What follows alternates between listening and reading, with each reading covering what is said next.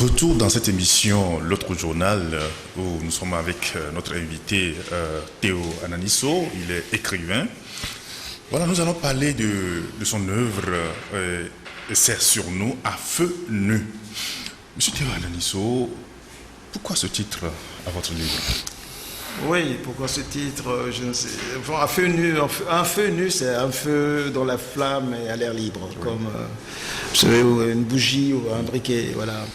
Et c'est une façon de cuire ou de griller les choses qui peut-être est plus brute, plus efficace, je ne sais pas, mais en tous les cas, moins aseptisé, moins. Et donc, je voulais, dans ces textes, j'ai souhaité traiter du Togo un peu, d'une manière ou d'une autre, de sociologie, enfin de la politique, d'une manière assez nette et claire, quoi. Donc, en y mettant un peu le feu, en essayant de, voilà, quoi. Je ne sais pas si c'est à feu nu, voilà, sans trop de réticence ou quoi. Voilà ce que je voulais dire. Voilà.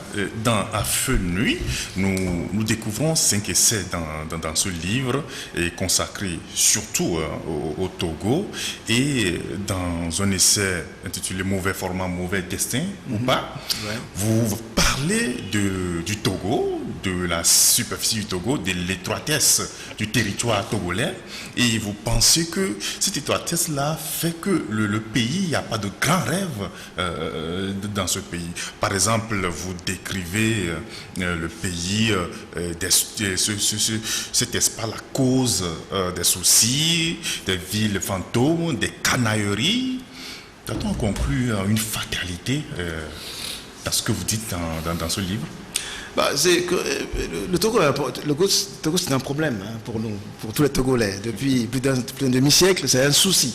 Je veux dire, j'ai 58 ans et depuis le temps, et quand je rencontre des Togolais à l'extérieur, c'est la politique, c'est les soucis, on n'en sort pas, on ne sait pas. Et il m'est arrivé, ce texte, en fait, à l'origine, il y a quelques années, il y avait des Togolais qui voulaient écrire vous savez, à la suite du 19 août, je crois, 2017, non, oui, quand 2017. Il y a eu le PNP a fait sortir les gens dans les rues. Et on a voulu écrire un livre pour essayer de proposer une réflexion sur ça. Et moi, j'ai voulu prendre l'angle un peu de la géographie du pays pour me dire, mais est-ce que ça n'explique pas aussi? Et je pense fondamentalement, mais ce n'est pas la seule explication, mais je pense que nous subissons quelque chose qui est lié au fait que nous sommes un petit pays avec une population restreinte et qu'on peut tout à fait facilement faire avec nous ce qu'on veut, nous contrôler, nous maîtriser. Avec quelques 10 000 personnes, on peut tout à fait nous tenir en respect, quoi. Et vous avez dit que cette petite superficie-là contribue ou bien avantage l'oppresseur. C'est ce qui est l'oppresseur? Bon, l'oppresseur, c'est ici, moi, tout ce que je dis n'engage que moi, c'est double. Enfin, il y a le régime, mais au-delà du régime, il y a le colonisateur qui ne lâche pas, parce que je pense que ce régime n'aurait pas pu durer comme il a duré s'il n'y avait pas l'appui efficace, sinon forcément de l'État, mais des réseaux extérieurs ça ne peut pas être autrement. Il n'y a pas de raison qu'au Togo, il n'y ait pas des gens qui souhaitent se débarrasser d'une situation pareille. Et donc, ce territoire petit est contrôlable, maîtrisable, et ça peut être un avantage, comme ça, mais en l'occurrence, c'était un inconvénient, c'est un problème pour nous. Et je crois que, oui, je pense que Lomé, tout se passe à Lomé. Ouais. Je veux dire, vous avez des pays comme le Nigeria ou le Ghana où il y a des différents centres.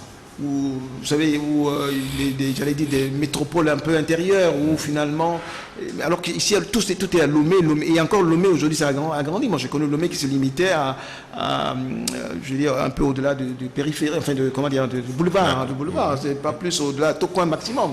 C'est quand j'étais adolescent, sans vouloir faire un peu l'ancien combattant, à Tikoumela, c'est un autre pays. J'avais des amis, des voisins qui, quand ils allaient à Baguida ou à Vepozo, disaient qu'ils partaient au village. Ils rentraient au village. Et donc tout ça, mais c'est à cette époque-là aussi qu'on a installé tout ce système qui nous contrôle. Et on nous maîtrise. Et aujourd'hui, avec tous les moyens qu'on a, on nous contrôle. On n'a pas d'issue. Très vite, il faut fuir le pays. Je pense fondamentalement que la taille nous étouffe. Oui. Alors, sur la taille du pays, on peut peut-être faire le reproche en disant mais il y a d'autres pays qui sont encore plus petits que le Togo et qui ont quand même réussi à desserrer les taux de l'oppression. Bon, on peut vous dire par exemple le Rwanda. C'est vrai que le Rwanda est un pays qui est entouré de au moins une dizaine de voisins ou bien une demi-douzaine de voisins. Il y a souvent des guerres. Le Rwanda est passé par un génocide qui ne dit pas son nom. Mais est-ce que le problème que nous avons n'est pas beaucoup plus un problème de leader, un problème des hommes de vision, un problème de la qualité même des ressources humaines qui incarnent la vie publique dans ce pays-là? Parce qu'on a eu Sylvanus Olympio, qui était un homme visionnaire, qui avait une certaine posture, un homme respectable. Quand il arrive aux États-Unis, le président de la République aux États-Unis se déplace à l'aéroport, il est très respecté. Quand quelqu'un comme le président yougoslave Toti Broz arrive au Togo pour faire le barrage de Crimée, c'était quand même à l'époque des références. Mais est-ce que le problème, au-delà de l'étroitesse du pays, est-ce que le fond du problème, ce n'est pas le manque de vision des leaders que nous avons? Est-ce que ce n'est pas beaucoup plus des gens qui sont au service, je dirais, des colonisateurs qui ont accepté de jouer le jeu, de maîtriser leur pays, de le tirer vers le bas, plutôt que le handicap, c'est pas forcément l'étroitesse du pays. Je vais essayer de... Il y a quelque chose de... Nous avons eu il y a deux personnalités extraordinaires, exceptionnelles au Togo. Sylvanus Olympio, ça c'est clair, dans le bien. Et puis il y a une autre personnalité extrêmement négative dans le mal, en fait. Et il est dans ce registre, il est exceptionnel parce que il a, je pense qu'il a été d'une cohérence, d'une fidélité à ce qui a été le point de départ, c'est-à-dire qu'en 67, on lui donne le pouvoir, parce que je crois qu'il n'a pas fait un coup d'État, on lui donne le pouvoir, et à partir de là, il est loyal à l'égard de ceux qui lui ont donné le pouvoir. Et il faut pas, son exceptionnalité, c'est qu'il a su détruire justement les personnalités, c'est-à-dire que beaucoup de Togolais ont été détruits. C'est-à-dire que, en fait, les personnalités ne surgissent pas comme ça. C'est au fur et à mesure du temps, et même question de génération, etc. Et on sous-estime beaucoup à quel point on a détruit les Togolais, où on a chassé, on a éliminé, si bien qu'on a intégré, même parmi les gens qui, à un moment donné, peuvent surgir pour être leaders, il y a aussi, on a intégré la soumission, parce qu'il n'y a pas que les gens qui devraient être ici à Lomé, mais aussi de l'intérêt du pays ou un peu partout, ça aurait pu permettre. Et je pense qu'il y a ça, je pense que nous avons... C'est exceptionnel, quoi, cette personnalité dans sa capacité à mater, à détruire pour le compte de l'extérieur. Parce qu'on a vu aussi, j'ai été enfant, j'ai vu au Bénin, enfin au Dahomey à l'époque, au Kérékou, c'était aussi, bon, un militaire, etc. Mais vous voyez qu'à un moment donné de sa vie, vous voyez comment il décide par rapport, pour ouvrir les choses, pour ouvrir le destin du pays. Et puis au Ghana ou ailleurs. Mais ici, non, ça n'a pas été... Tout ce qui a été fait n'a jamais été accepté.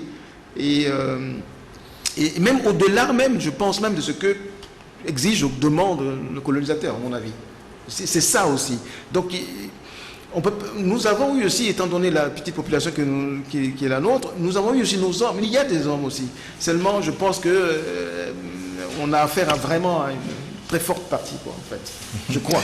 Et puis, on sent dans cet essai-là qu'il y a une note de désespoir que vous dégagez dans cet essai, parce que vous dites que cette superficie très restreinte-là ne permet pas aux jeunes, aux Togolais de rêver grand. Non, mais oui. Bon, encore une fois, je dis, c'est un angle que je prends et qui n'est pas l'explication globale. Il y a d'autres considérations, il y a nos cultures aussi, notre passé, tout ce qui peut. Il y a aussi le fait, j'aurais pu ajouter, je ne l'ai pas fait, le fait aussi que nous oublions que dans les autres pays, là où il y a des anciens royaumes ou des anciennes grandes cultures, ça joue aussi sur l'imaginaire et la capacité des gens à résister politiquement. Et je me souviens que quand il y a eu les événements qui ont conduit à la chute de Compaoré, les hommes politiques, l'opposition ou pas, se succédaient auprès du Moronaba pour demander, je ne sais pas, conseil ou des choses comme ça. Le conseil, voilà une autorité morale. Et ça veut dire qu'il renoue avec un passé qui est au-delà, qui est bien avant la colonisation. Et ils recourent à une ancienneté de leur propre histoire. Et ça joue aussi. Et au Ghana aussi, vous avez des royaumes. Et le Togo et les razas de l'histoire ont fait que c'est un couloir et on n'a rien, quoi. Peut-être les Kotokoli avaient peut-être quelque chose historiquement comme ça qui aurait pu. D'ailleurs, ça se voit dans leur réaction. Mais même ça a été maté. Et donc, finalement, il n'y a pas grand-chose aussi. Parce que les peuples, à un moment donné, face à l'adversité du monde moderne, auraient besoin de retrouver une mémoire ancienne. Pour dire, voir un peu leurs ancêtres, la valeur qui ont été des gens valeureux, ça joue aussi pour aider. Et les Burkinabés ont pu en bénéficier, je pense qu'au Ghana aussi, mais qu'au Togo, nous sommes entre deux territoires, entre deux espaces, et nous n'avons pas ça. Voilà aussi un élément. Et pour ce qui est de la superficie, oui, l'espace est tel que on peut très vite vous traquer. Vous allez, où est-ce que vous pouvez, si vous voulez rester à Lomé, faire des affaires, être avocat, je disais, vous ne pouvez pas prospérer. Vous avez évoqué aussi le problème de l'armée. L'armée est un problème pour ce pays, pour sa population. C'était en fait que, comment vous dire, ma mère qui est née sous la colonisation me décrivait les soldats, ou je ne sais plus comment on appelait ces gens-là, les gens de sécurité de l'époque coloniale. Et que ce sont des gens qu'elle considérait comme étant venant de Chando du Nord ou d'ailleurs, mais à mon avis ça peut être du Niger ou d'ailleurs aussi, qui servaient le colonisateur. Et leur conduite, elle vivait à Néo. La conduite de ces gens est exactement comparable à ce que nous voyons aujourd'hui.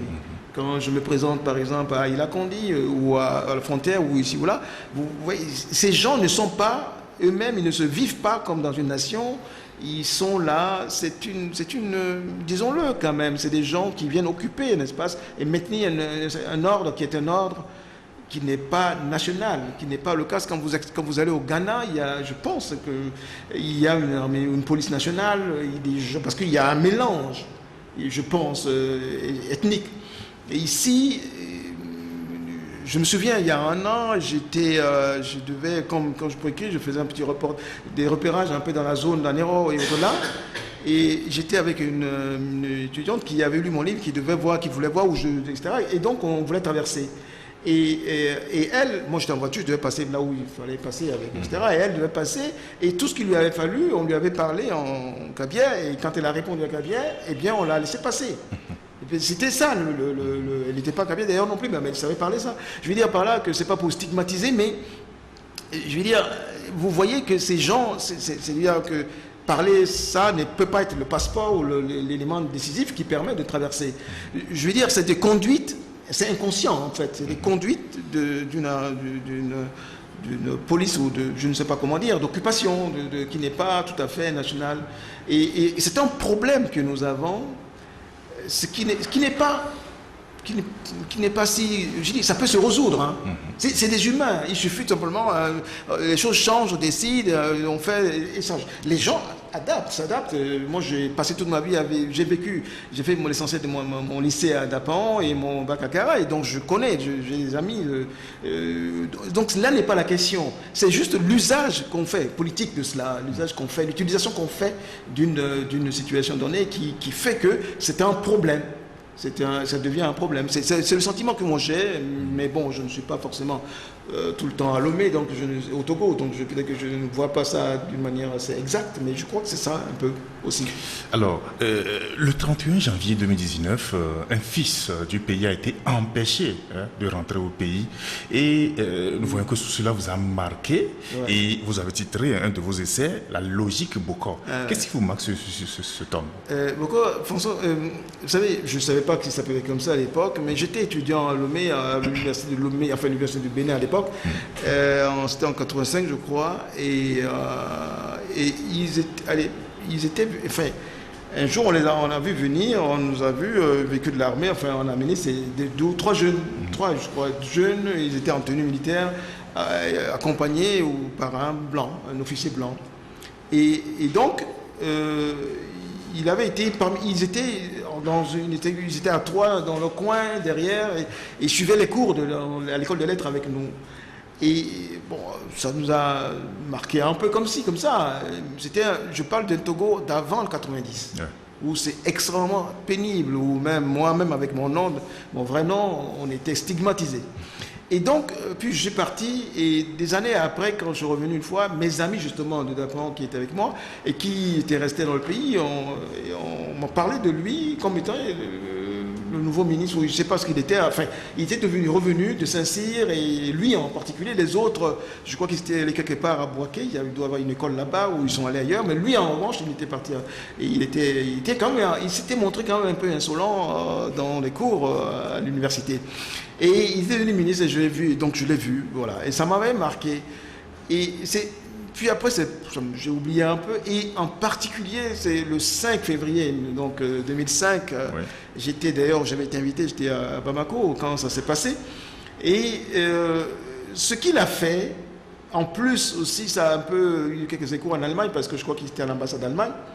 Et comme je viens d'Allemagne, donc je suivi ça de près, son acte, son refus. Moi, je pense que ce qu'il fallait faire, c'était ça qu'il proposait. Je ne sais pas exactement en quels termes il proposait la chose, mais quelque chose qui ne devait pas être ce qui s'est finalement passé, où on a quand même tué et massacré des gens. Et bref, que dire, je trouve cela admirable. Je ne le connais pas personnellement. Depuis il a plus de 30 ans, je n'ai jamais eu l'occasion d'échanger quoi que ce soit avec lui. Je ne souhaite pas non plus d'ailleurs être en contact avec lui.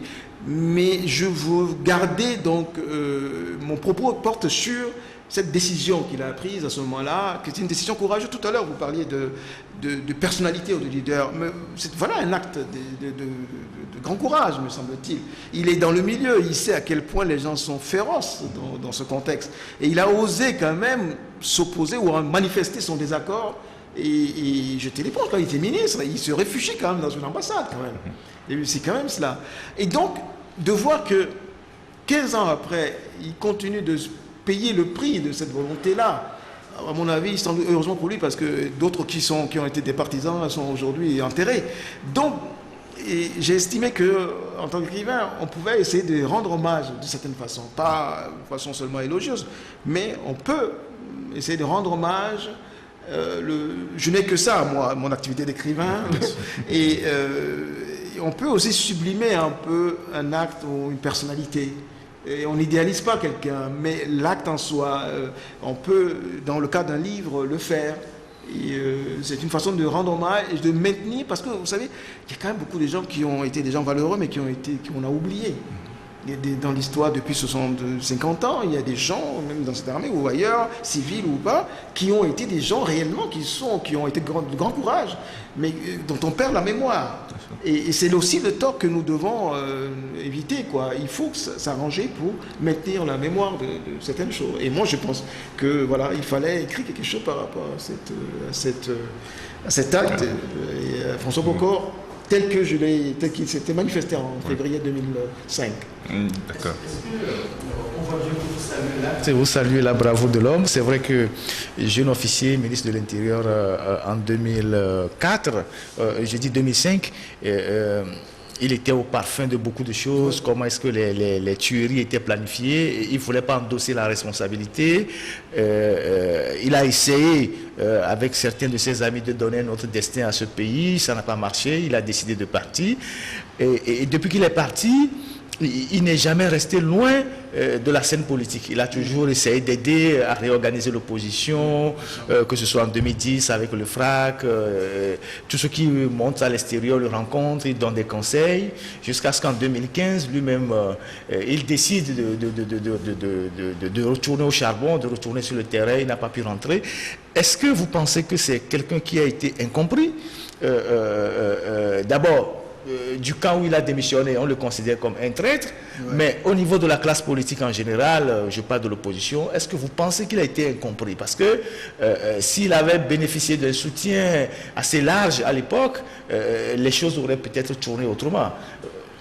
Je pense, pour dire la vérité, que là, nous sommes au niveau individuel de la foi des individus. Je pense que ceux qui ne sont pas, pour ceux qui sont dans le camp du régime et qui s'opposent, donc c'est clair, c'est normal, etc. Mais dans l'opposition, ou enfin de manière générale, je pense que ces gens ne sont pas à sa hauteur, à mon avis. Parce que lui, quand même, je pense, hein, peut-être que je me trompe, mais il a quand même pris des risques, il a quand même sabordé ce qui, sur le moment, était quand même une situation de confort. Sacrifier des avantages, des privilèges, il aurait pu rester dans le régime. Voilà, et s'arranger, et puis comme beaucoup d'autres l'ont fait. Ouais. Mais il a quand même assumé, et ça c'est rare, il a assumé, c'est-à-dire qu'il a fait comme il le pense, c'est-à-dire qu'il pense ça au fond de lui, et il a décidé d'agir en fonction, puisqu'il ne peut pas convaincre, à lui seul, il ne peut pas faire basculer la décision dans un sens, eh bien il jette l'éponge, il s'en va. Ça oui. Et cet acte, ce niveau où il se situe, je pense que les autres dans l'opposition, ou les gens qui dirigent ou qui prétendent diriger l'opposition togolaise ou la population togolaise, ne sont pas du tout à ce niveau-là. Ils n'y sont pas, à mon avis. Je sens vouloir juger de qui que ce soit. Je ne crois pas, je ne pense pas. Et je crois que c'est ça qui fait que ce n'est pas une question qu'il soit incompris. Il est simplement... il était en avance sur son temps. Isolé, seul, trop seul par rapport à... quelque part d'ailleurs aussi, sans que je le connaisse aussi assez, je ne le connais pas vraiment bien, Tipi Adanam, c'est aussi un peu ça, il a enfin à un moment donné, hein, il a été comme un peu seul aussi par rapport aux gens avec qui il a voulu faire équipe, et qui ne sont pas, je ne crois pas que, je crois que les gens simplement qui sont estampillés au chef leader d'opposition, je crois simplement qu'ils ne sont pas des gens de foi, de grande conviction. Alors 30 ans après le 5 octobre, on venait d'en faire la célébration, même si elle est passée un peu inaperçue. Il n'y a pas eu de colloque, il n'y a pas eu de conférence, il n'y a rien eu. Ça montre quand même que on a beaucoup reculé. Alors, quel est le regard que vous portez aujourd'hui sur la classe politique togolaise, celle qui a conduit le processus démocratique pendant les 30 ans? Beaucoup sont au crépuscule de leur carrière. Il y en a qui viennent de décéder. Il y en a qui sont souffrants. La génération qui a suivi aussi est en train de griller toutes ces cartes. Quelle appréhension avez-vous par rapport à ce parcours-là et comment vous entrevoyez l'avenir? Alors là, c'est des questions difficiles. Je peux pas, sincèrement, c'est quand même plus facile pour moi d'être à l'extérieur. Je disais tout à l'heure que je pense que le régime est extrêmement difficile au Togo. Le régime togolais, en 50 ans, ils ont eu le temps de s'installer, de vraiment de tenir, de mettre les tentacules partout. C'est extrêmement difficile. Il n'y a aucun espace qui laisse libre aux gens. Donc la tâche est en soi extrêmement pénible. Mais il y a aussi que, bon, je pense que des erreurs, des divisions, les gens ont failli quand même. Les gens n'ont pas été à la hauteur de la chose historique quand même, je pense. Hein. Le Premier ministre de la Transition, il y a lieu de se poser des questions par rapport à sa valeur, étant donné ce moment historique-là. Et puis d'autres gens. Il y a en 2018, il avait souhaité plusieurs fois me rencontrer comme ça à Medem Kojo, puisqu'il était aussi écrivain. Et moi, j'avais senti quelqu'un qui vers là, je me trompe peut-être, mais comme assez attristé, assez amer du parcours final, finalement. C'est quand même des gens qui ont été là-dedans, mais je pense qu'il y a quand même un sentiment d'échec. Je veux dire, pas seulement pour le pays, mais pour soi-même. Je veux dire, de n'avoir pas été... Je crois que les gens ont été trompés. Je pense que les gens ont voulu... Alors, il y a une chose quand même qui me semble fondamentale et certaine, c'est que le régime est cohérent et, comment dire ça, et franc. Je pense sincèrement que ils sont des vassaux. Ils servent le colonisateur qui les appuie, qui leur donne de l'aide, les informations, tout ce que vous voulez. Ça, c'est franc. Ils ne trichent pas avec. C'est-à-dire qu'ils ne trichent pas avec la France. Mais alors, la question qui se pose à nous, je dis à nous, comme ça, qui serait de l'opposition, c'est savoir, mais quelle est notre position par rapport à cette situation?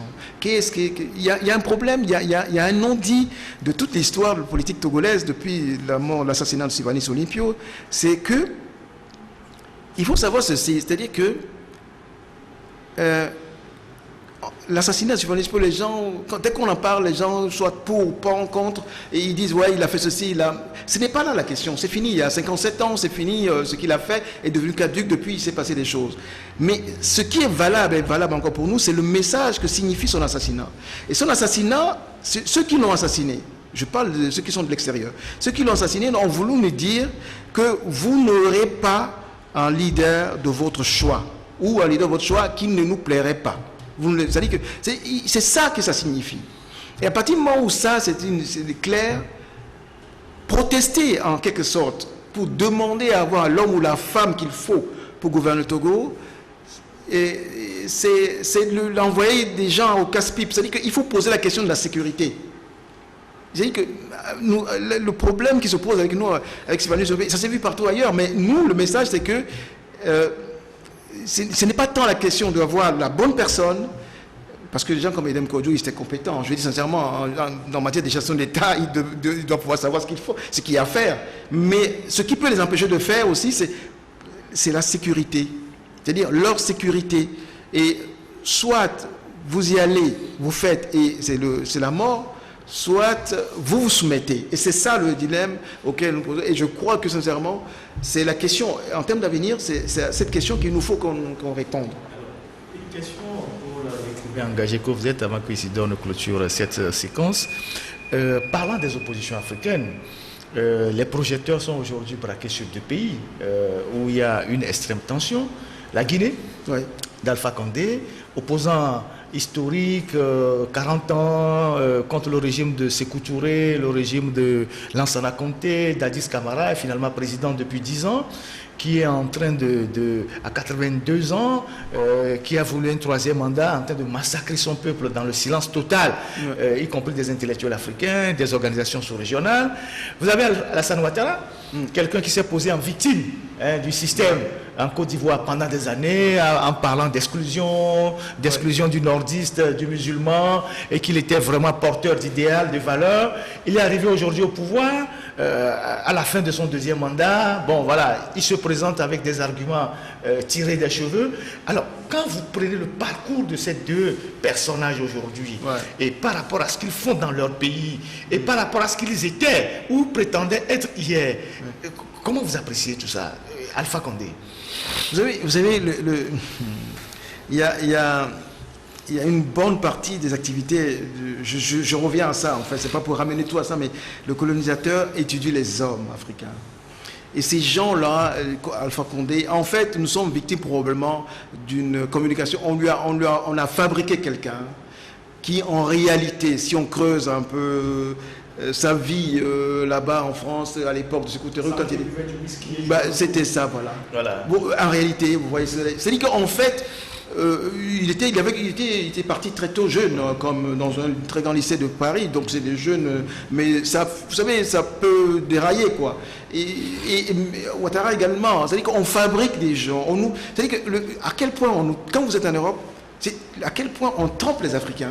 C'est extraordinaire, vous ne pouvez pas imaginer à quel point on fabrique des gens, mais dans tous les domaines, et nous recevons ces gens comme des messies. Et en fait, Condé, c'est sa vraie nature qu'il démontre là maintenant, et non pas ce qu'on disait qu'il était. Et donc, c'est un gars qui, en fait, en réalité, n'a jamais rien construit pour lui réellement. Et être président, c'est le destin, quoi. C'est ce qui permet à sa vie de finir. C'est ce qui donne un sens à sa vie. Voilà, c'est ça, en fait, tout simplement. Et donc, les peuples, mais ceux qui l'ont aidé, parce que pour qu'il dure comme ça, il a fallu les Kouchner. Ils le connaissaient, ils savaient, parce qu'ils ont l'art de connaître. Ils savaient. Il faut quand même dire qu'ils choisissent toujours très bien les gens. Et ils suivent dans la durée. Et donc, Ouattara également, c'est sûr que très tôt, étudiant déjà, on l'a vu, le cynisme du personnage. Je ne crois pas que ce caractère qu'il démontre là soit dû aux temps actuels, quoi. À mon avis, ça remonte, c'est un tempérament. Et donc, voilà, moi je crois. Alors, on a connu la période des coups d'État en 63. Le Togo en a été le pays, je ne sais pas, voilà un peu, ouais. Ouais, le pays par où ça a commencé. Et puis ça s'est multiplié un peu partout dans la région.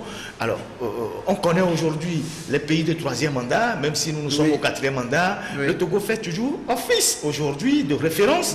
Puisque Alpha Condé, dans des interviews, quand on lui donne la parole, il dit mais comment est-ce que vous me dites de ne pas aller au troisième mandat alors qu'il y en a d'autres qui vont jusqu'au quatrième mandat? On sait le rôle qu'il a joué ici dans la médiation. Est-ce qu'un jour, le Togo va se départir de ce mauvais rôle-là? Parce qu'aujourd'hui, le Togo devient comme un acteur de déstabilisation de toute la région. Ah oui, et j'ajoute que cette question-là répond à votre quatrième essai, président. Oui, voilà. En fait, c'est le problème pour le Togo, c'est comme on a affaire à plus d'un siècle d'un système et qui a créé quand même toute une humanité de lâcheté, de je ne sais quoi. Et donc, comment on peut résoudre ce problème? Il faudrait que ces gens, c'est pour revenir à ce texte-là, je veux dire, c'est quoi un président du Togo? C'est rien, je suis désolé, hein, ce n'est pas pour nommer quelqu'un, mais c'est-à-dire, on a vu des gens, on a pendu Saddam Hussein dans sa capitale. Les puissances occidentales ont pendu Saddam Hussein, ont tué Kadhafi, ont fait ce qu'ils voulaient avec qui ce soit. On a même, je me souviens, j'ai oublié, j'avais lu ça dans la presse, il y avait eu un chef d'État d'un pays de l'Amérique latine qui revenait de je ne sais quoi, de Chine ou d'Asie, et dont les Américains, la CIA, Schutzmann, je ne sais quoi, ont fait atterrir l'avion à Vienne, en Autriche, pour vérifier un avion qui était censé être un avion quand même présidentiel de sécurité, je ne sais pas comment on dit ça en termes comme pour les ambassades. J'ai pas les conventions. Ben voilà, mais non, mais et donc, demain, ils peuvent faire ce qu'ils veulent avec le Togo. L'uranium du Niger n'appartient pas aux Nigériens. Ils font ce qu'ils veulent avec, c'est à eux. Et si demain on trouve quelque chose ici et que ils ont beau être des enfants modèles du système, si pour une raison X ou Y ça ne leur convient pas, ils le savent, tout le monde le sait. Donc il n'y a pas, j'ai du mal à comprendre pourquoi on n'a pas, après la mort de celui qu'on sait, en 2005, on n'a pas amorcé une idée d'une espèce de normalisation. Ce qui est le bon sens élémentaire. Ce qui ne veut pas dire qu'on lâche le pouvoir, mais, et même encore là, dernièrement, avec les dernières élections, on aurait pu encore, il y a une occasion encore d'amorcer quelque chose. Et au contraire, on va dans une impasse. Moi, je pense que c'est une impasse parce que des gens comme Mobutu ont fait plus et pire et on a vu comment ça s'est terminé. Donc, c'est difficile. Le Togo demeure quand même un endroit extrêmement... politiquement, c'est très nuisible et très négatif. Très mauvais depuis déjà un moment. Et alors, comment ça va finir, je ne le sais pas. Je crois qu'eux-mêmes, ils savent. Alors, mais j'ai aussi une chose qu'il faut savoir, et je crois que les gens comme Ouattara, c'est ce qu'on leur fait, c'est-à-dire qu'on vous amène dans un engrenage. Et une fois que vous êtes dedans, vous ne pouvez plus ressortir. C'est cela, quoi. En fait, quand on voit le comportement de Ouattara, c'est le comportement de quelqu'un qui est pris dans un engrenage, quoi. Il ne sort plus parce que c'est vital, quoi. Il n'y a plus d'issue. Et je crois sincèrement, et je le crains, qu'au Togo aussi, dès 2005, on s'est mis dans un engrenage et qu'il n'y a plus d'issue. Parce que dès l'instant où vous tuez des gens, vous ne pouvez pas imaginer un repos tranquille si jamais vous n'êtes pas au pouvoir. Alors, comment écrire ça? Qu'est-ce qui vous préoccupe? Le Togo, vous savez, quand on est écrivain forcément parce que, comment vous dire ça? Partout ailleurs dans le monde, les écrivains ont leur pays, ils sont de leur pays, quoi, en fait. C'est-à-dire, on a beau faire, vous pouvez, même c'est le cas pour tous, mais quand vous avancez en âge, vous devez être d'un pays donné. Il faut une humanité pour laquelle vous écrivez. C'est faux, c'est une tromperie cette histoire de francophonie. On dit vous êtes là par tous les prix, machin truc. C'est faux parce que j'ai vu moi je suis arrivé en France dans les années 80 et les vieux écrivains africains qui avaient commencé sous la colonisation, que nous étudions au lycée ou à l'école, ben je les voyais, j'en ai vu Mongo Betty, je les voyais. Mais ils finissaient avec la vieillesse peu à peu. Vous passez et puis en France on les a oubliés. Ils avaient brillé ces gens, mais bon, peu à peu on les a oubliés. Il faut bien à un moment donné retourner là d'où vous venez. Et quand vous êtes jeune et vous avez vu ça, c'est une leçon que vous devez retenir. Donc tout ça pour dire qu'à un moment donné, il faut être dans un pays donné. Mais le pays, il est comme il est. Tout à l'heure, on a parlé des bars, etc. Et la question, il faut qu'un pays aide la culture, aide. C'est-à-dire qu'un écrivain, c'est comme, en fait, la littérature, c'est comme l'armée aussi. C'est-à-dire qu'il faut un territoire, un pays. C'est-à-dire vous pouvez être enseignant, journaliste même, hors de votre pays, faire pleinement votre travail. Mais l'écrivain est fondamentalement déterminé par un territoire, en l'occurrence surtout par la langue. Mais bon, la langue est ici transnationale, mais enfin dans un pays donné. Et quand vous faites tout le tour, vous revenez, vous retrouvez le pays que vous avez laissé 30 ans plus tôt. Et la question toujours demeure, comment écrire et que dire, quoi. Je n'ai pas de réponse. Mais c'est un problème que nous avons. Bien, vous semblez être au courant de l'actualité politique togolaise. Oui, je suis un peu. Dans votre livre, oui.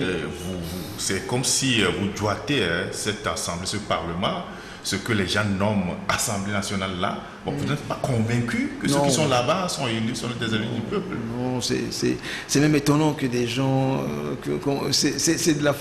Il n'y a même pas de mots pour nommer ça. Je veux dire, c'est les élections, soi-disant législatives, même les communales, tout j'arrive pas à comprendre, nous, Togolais. Je suis issu de ce peuple, de ce pays. Je ne peux pas voir ça comme si c'était de l'extérieur.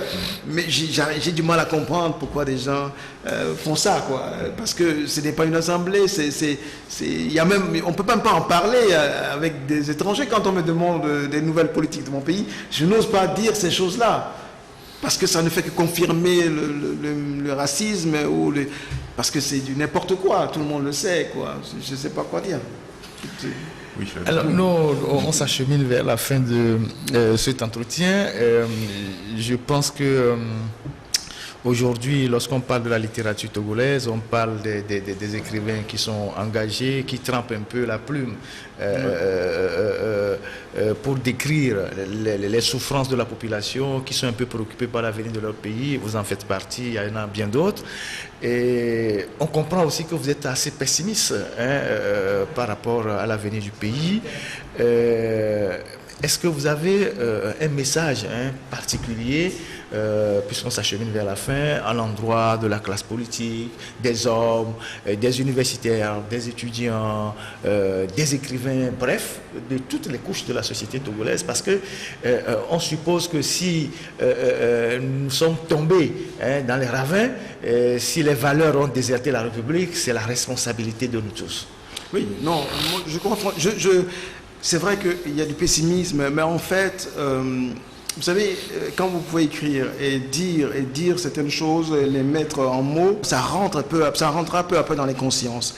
Ce que fondamentalement, qui est un peu la conclusion à laquelle je suis arrivé, c'est que, et qui serait aussi une solution à la question que vous posiez tout à l'heure, à laquelle je n'ai pas vraiment répondu, c'est que je pense que nous devons aller que les pays africains aussi doivent aller à une espèce d'intégration sous-régionale.